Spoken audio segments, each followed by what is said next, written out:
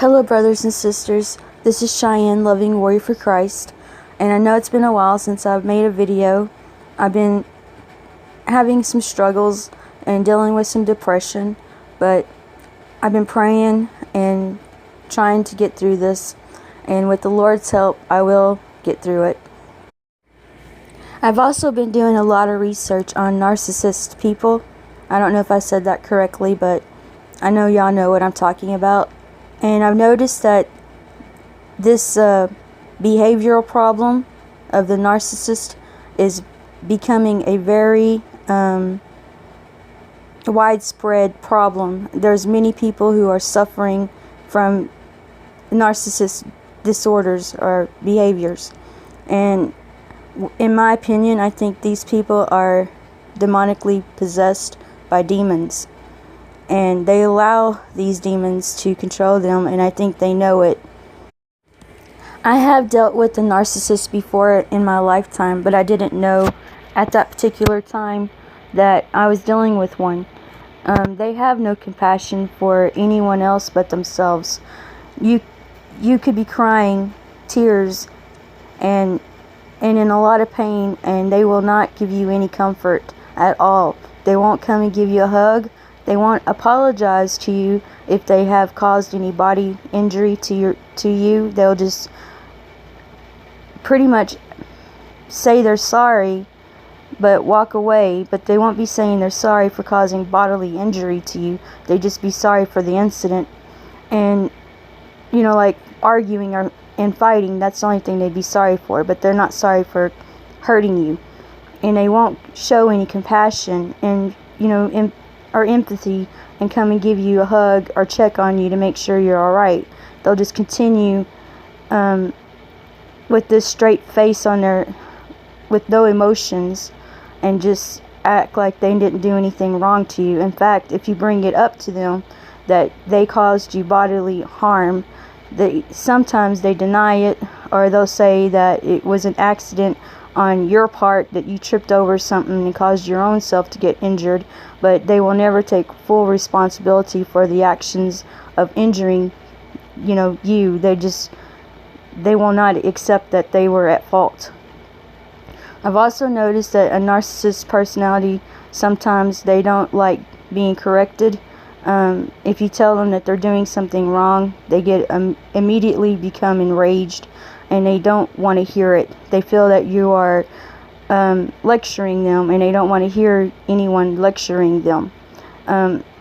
They will become so enraged that the whole time that you're trying to just have a discussion with them and tell them that their behavior or what they did was wrong, they just be in such a rage that you will never get what you're trying to say out to them, because they will purposely become so angry that they will not hear you, and then you lose your chain of thought of what you were trying to say in the first place.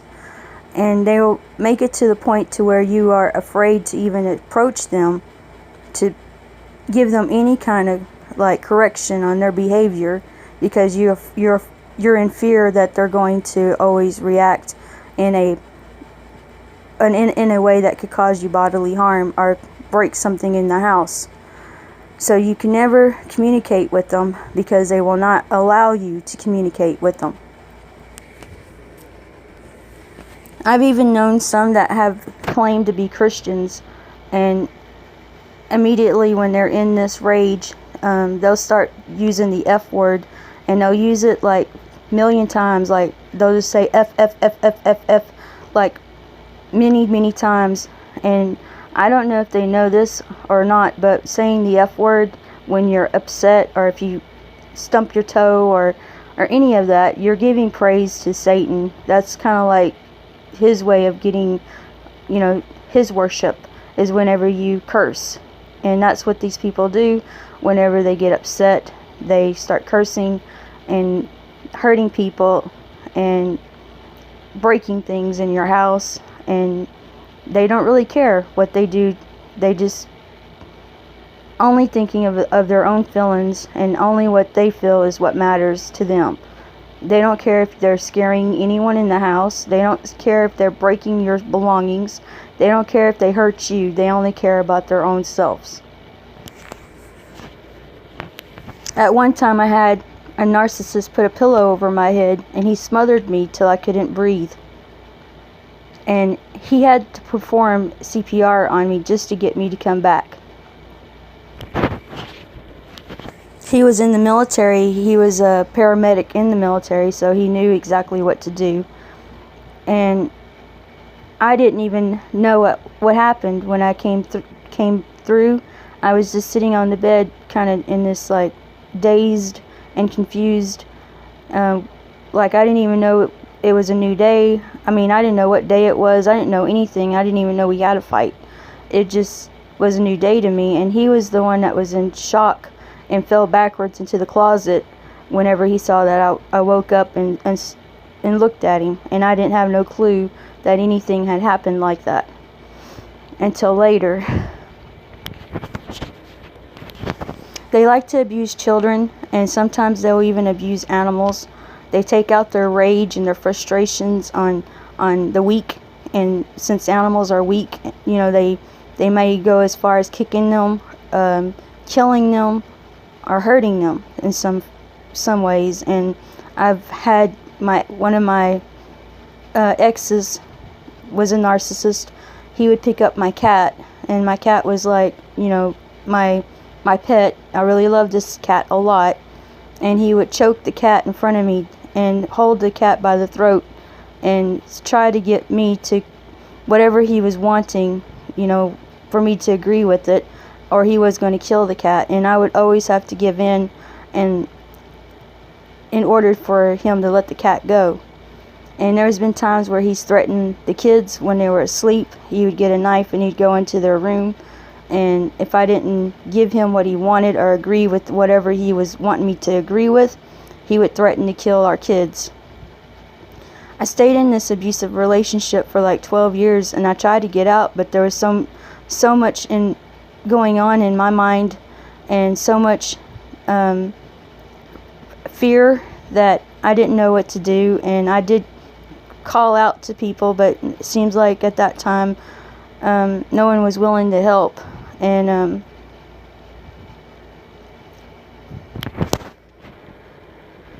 but there was one person I wasn't calling out to, and that was to God, because this was during a time in my life where I was a backslider, and I wasn't living my life for Jesus, and I wasn't calling out for his help. And so I continued living in this fear, and I was afraid to leave because he thought he would threaten me, that he would kill me or my kids. You know, I didn't know what to do. And so I got to the point where I was thinking that I could fix him, that I'd stay and try to fix him. But you can't fix these kind of people.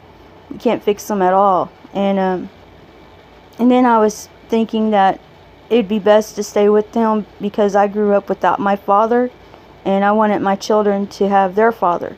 So I was staying for all these wrong reasons and getting abused, and I mean severely abused by this narcissist person. And I didn't know that that's what they were. I just dealt with this abuse. And there was physical abuse, sexual abuse, emotional abuse, and it was daily. It was every single day.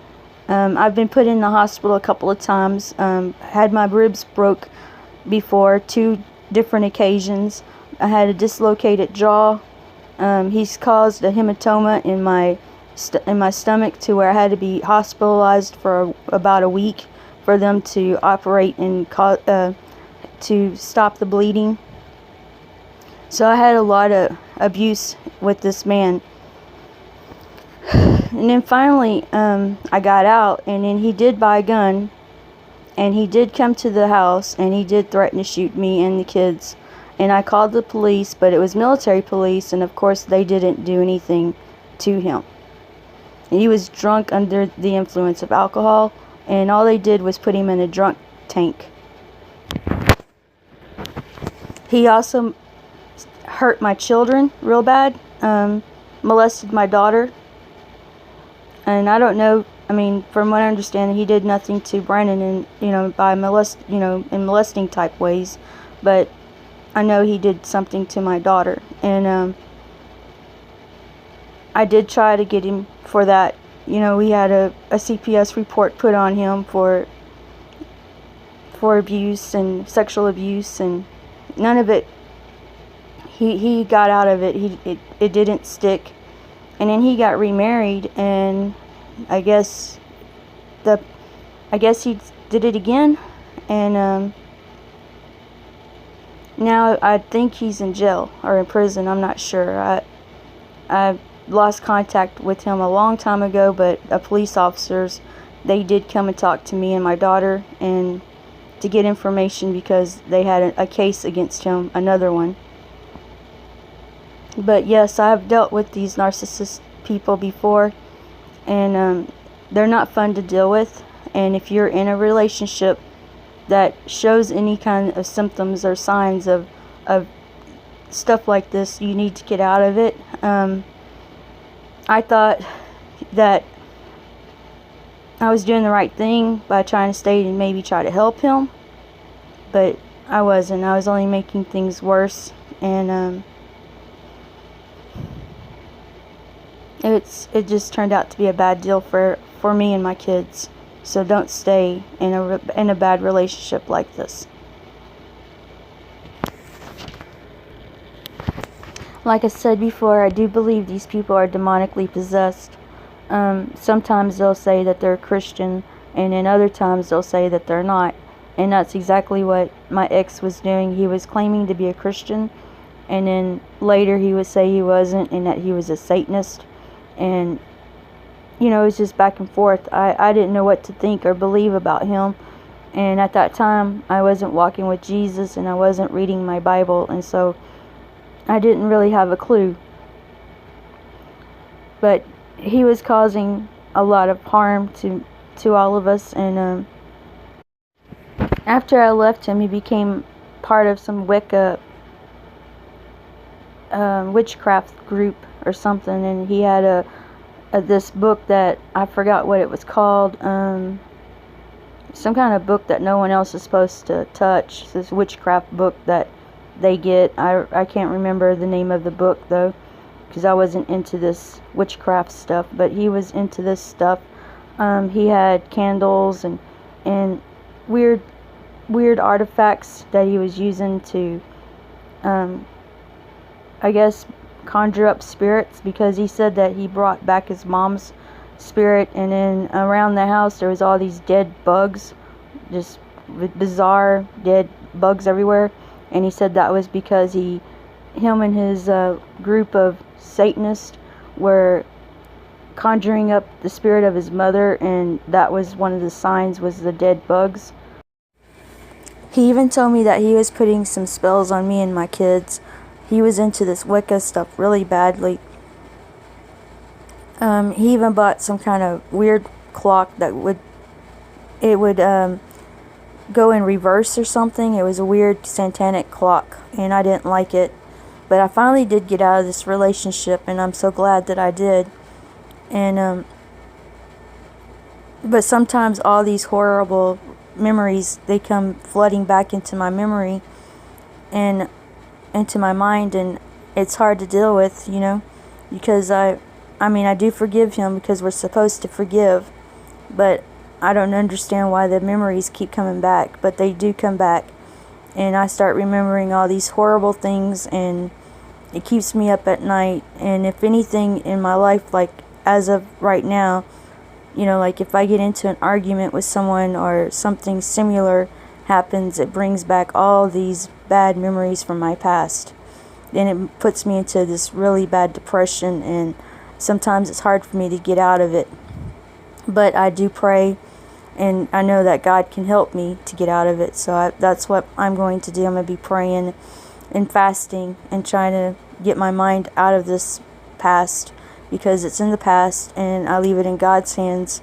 But I thought I'd share this with y'all, so if someone else is struggling, or if someone else went through the same thing and they're having, memories that just keeps coming back, that they know that they're not the only one, that there's people out there that's suffering the same way, but just leave it in God's hands, and I'm sure that it'll go away. I mean, I've had to deal with this for a while, and there's been numerous times in the past where the memories would come back, and I would pray and fast, and they'd go away. It's just one of those times where I have to pray again and fast, and it'll go away again.